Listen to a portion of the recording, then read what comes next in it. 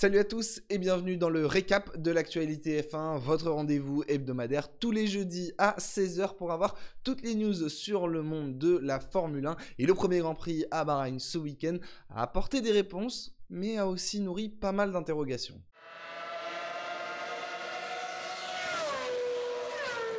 On a suivi ce week-end la première course de la saison 2023 de Formule 1 à Bahreïn et elle a apporté un premier lot de réponses aux très nombreuses questions que l'on se posait, notamment en matière de hiérarchie. On a pu un petit peu savoir où en était chacune des écuries et d'ailleurs on en a parlé dans une vidéo sur la hiérarchie 2023 à Bahreïn que je vous invite à aller voir. Mais parmi les principaux enseignements, c'est la domination de Red Bull qui a un petit peu assommé ses principaux concurrents, notamment du côté de chez Ferrari, Mercedes ou même encore Aston Martin, mais où là on satisfaisait clairement du podium de Fernando Alonso.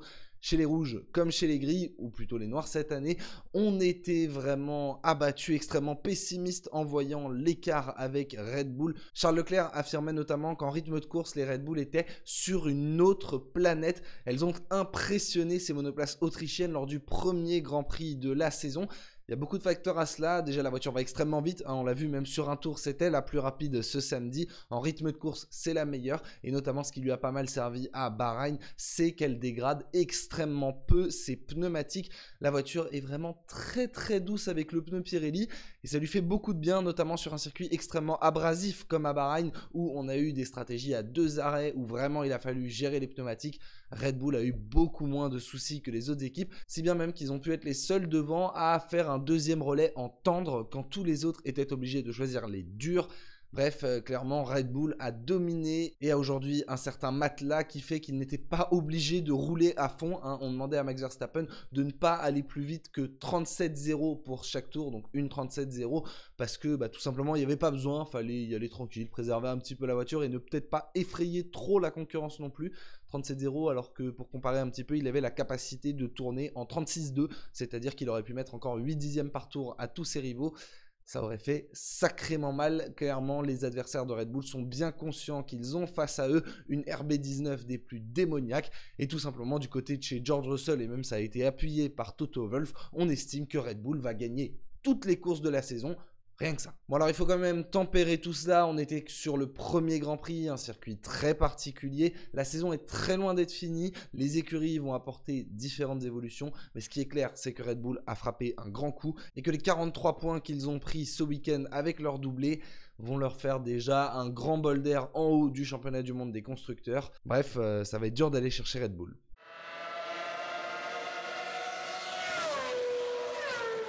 Le principal adversaire à l'écurie autrichienne ce week-end paraissait être Charles Leclerc qui semblait avoir le rythme pour se battre pour la pole position, puis a résisté un petit peu en début de course face à Sergio Pérez avant d'être dépassé sur le deuxième relais. Forcément les tendres contre les durs, il ne pouvait rien faire, mais surtout la vraie inquiétude pour Charles Leclerc c'est qu'il n'a pas terminé cette course, il a abandonné sur un problème moteur encore une fois pour Ferrari. On repart sur des bases un petit peu similaires à la saison 2022, c'est vraiment inquiétant, d'autant que le problème viendrait de la batterie. Une batterie qui avait été changée le matin même sur la Ferrari. Et c'est là que ça commence à être problématique. En Formule 1, vous avez un nombre limité de composants moteurs autorisés par saison. Et pour la batterie, il y a le droit à 2. Donc s'il y en a une première qu'ils ont changée, que la deuxième est cassée et qu'aucune des deux n'est récupérable, ça sent vraiment très mauvais puisque ça signifierait une pénalité dès le deuxième Grand Prix de la saison à Jeddah. Sachant que quand on prend pour la première fois un nouvel élément, on écope de 10 places de pénalité sur la grille, ça pourrait faire vraiment mal à Charles Leclerc. Alors peut-être maintenant que ces problèmes ne sont pas terminaux, on a parlé du côté de la Scuderia Ferrari d'une erreur humaine. Alors ça n'a pas été confirmé, mais il y aurait pu y avoir effectivement donc une erreur humaine dans la disposition du câblage de la voiture des Maranello. C'est un souci qui effectivement serait assez inquiétant, mais s'il l'identifie et que les batteries qu'ils ont utilisées ne sont pas mortes, bon, c'est déjà ça. Maintenant, avoir un abandon sur problème de fiabilité dès la première course, c'est clairement inquiétant.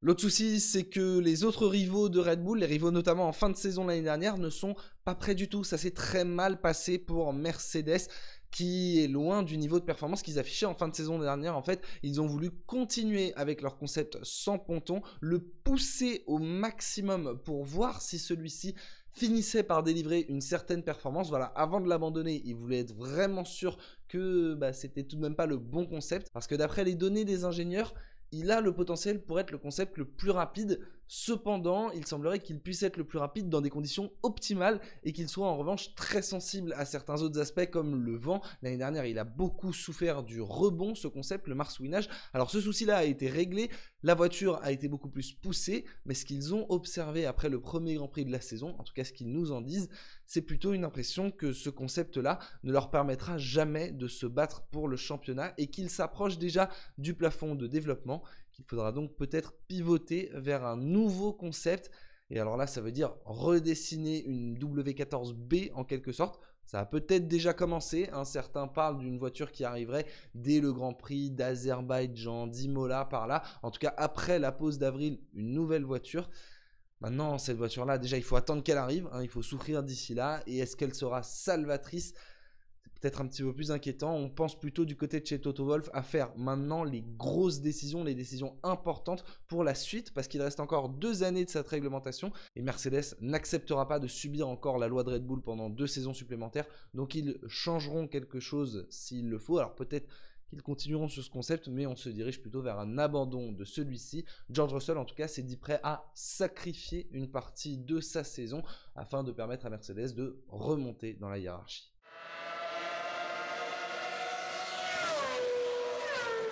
Cette semaine, Auto Hebdo a rapporté l'information d'une visite de Zak Brown du côté de l'usine de chez Red Bull Powertrain, donc l'entité Red Bull qui assemble, ou plutôt qui s'occupe là de la gestion finale des moteurs, parce que les moteurs sont encore à l'heure actuelle assemblés au Japon, mais en tout cas qui est destiné à produire les moteurs Red Bull Ford pour 2026. Après les rumeurs, notamment la semaine dernière, d'une potentielle vente d'AlphaTauri, eh bien Red Bull pourrait chercher à vendre son moteur à une autre écurie. McLaren pour l'instant sont loin d'être des concurrents directs, particulièrement après cette première course. Ils sont derniers au championnat constructeur. Vendre un moteur, c'est également rentable économiquement, donc ils ne s'en priveraient pas. Ça leur permettrait aussi d'avoir 2 écuries pour observer les problèmes, même si AlphaTauri resterait, ce ne serait pas un problème d'en avoir 3. Pour eux, on a plutôt l'impression que ça leur coûterait pas grand-chose et que tant que McLaren n'est pas à la hauteur, ce serait pas vraiment un souci. En revanche, du côté de chez Zak Brown, pourquoi on est allé faire cette visite? Pourquoi on s'intéresse à d'autres solutions que le moteur Mercedes? Il y a plusieurs explications, mais on n'a pas encore une réponse définitive. Déjà, le projet Red Bull Ford, il est très attirant. Honnêtement, le moteur badgé Red Bull à l'heure actuelle, même si c'est un moteur Honda, est un moteur extrêmement performant. Donc s'associer à eux, c'est plutôt bon signe. L'arrivée de Ford, elle a aussi un signe très encourageant. Ça veut dire qu'il va y avoir du budget investi dans ces moteurs, qu'il va vraiment y avoir une volonté de bien les développer. Donc c'est un moteur qui est plutôt prometteur. Et du côté de chez McLaren, on cherche peut-être d'autres solutions pour progresser dans la hiérarchie. On sait aussi qu'ils sont, en tout cas d'après We Are The Race, c'est eux qui l'avaient rapporté, qu'il y a eu des premiers contacts avec Honda pour potentiellement se réassocier. Donc en tout cas McLaren étudie de nouvelles pistes de motoristes pour 2026, eux qui ont déjà changé assez fréquemment ces dernières années. Je vous rappelle que jusque fin 2017 ils étaient avec McLaren, en 2018, 2019, 2020 avec Renault, puis depuis 2021 avec Mercedes. On verra s'il y a un autre changement. L'une des raisons à cela, ça pourrait être aussi la volonté de conserver Lando Norris. Et pour cela, il va falloir lui donner une voiture extrêmement performante. C'est Karun Chandhok qui affirmait que le pilote britannique allait commencer à chercher ailleurs assez rapidement parce que ça n'allait pas l'amuser longtemps de se battre pour essayer d'entrer en Q3, ce qu'il n'a pas réussi à faire ce week-end. Clairement, la McLaren n'est pas au niveau de performance espéré pour un pilote comme Lando Norris. On le sait, c'est un excellent pilote, il a un très gros potentiel. Maintenant, il est sous contrat jusqu'en 2025, donc déjà, il va falloir vivre jusqu'en 2025. Il va falloir essayer vraiment de progresser. Et alors, pour le conserver après, il va vraiment falloir être convaincant. Donc, McLaren, à défaut de réussir le présent, essaye au moins de préparer l'avenir.